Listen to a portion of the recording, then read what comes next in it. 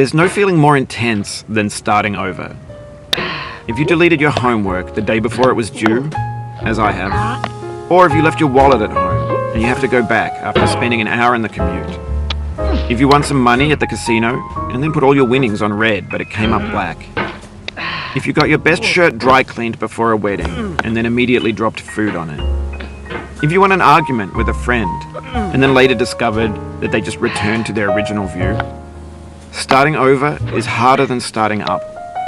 If you're not ready for that, like if you've already had a bad day, then what you're about to go through might be too much. Feel free to go away and come back. I'll be here. Alright, thanks for coming with me on this trip. I'll understand if you have to take a break at any point. Just find a safe place to stop and quit the game. And don't worry, I'll save your progress, always. Even your mistakes. This game is a homage to a free game that came out in 2002, titled Sexy Hiking. The author of that game was Jazuo, a mysterious Czech designer who was known at the time as the father of B games. And B games are rough assemblages of found objects. Designers slap them together very quickly and freely, and they're often too rough and unfriendly to gain much of a following. They're built more for the joy of building them than as polished products.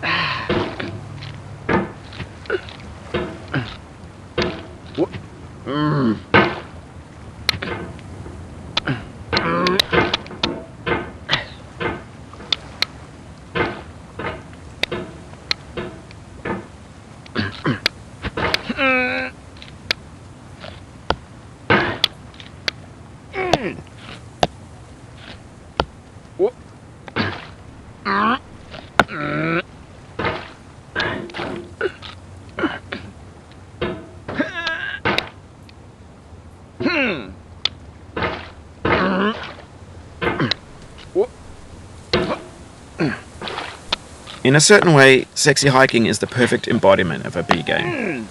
It's built almost entirely out of found and recycled parts, and it's one of the most unusual and unfriendly games of its time.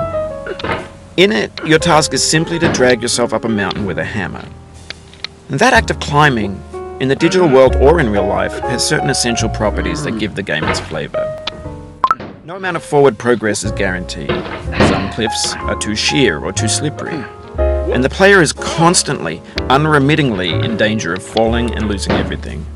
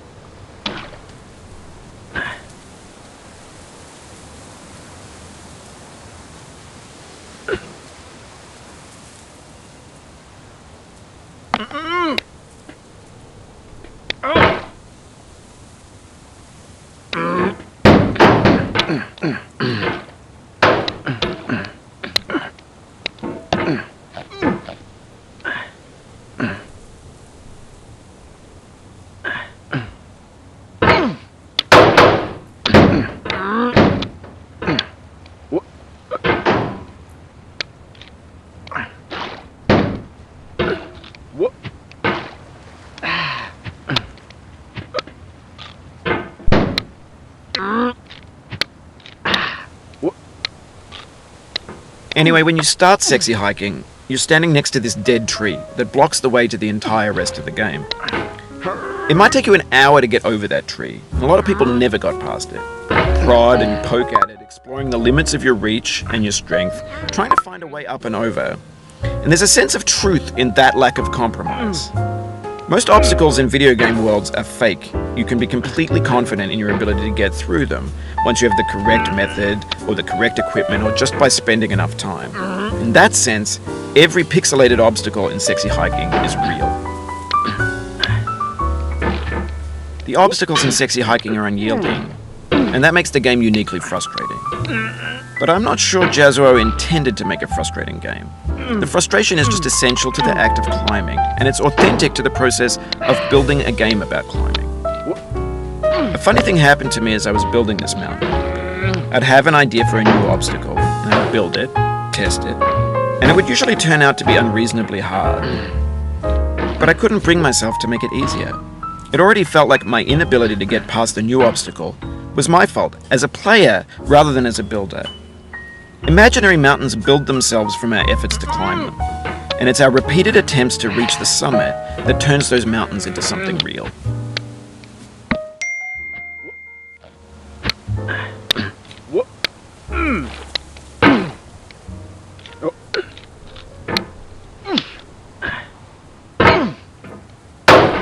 Oh, you just lost a lot of progress. That's a deep frustration, a real punch in the gut.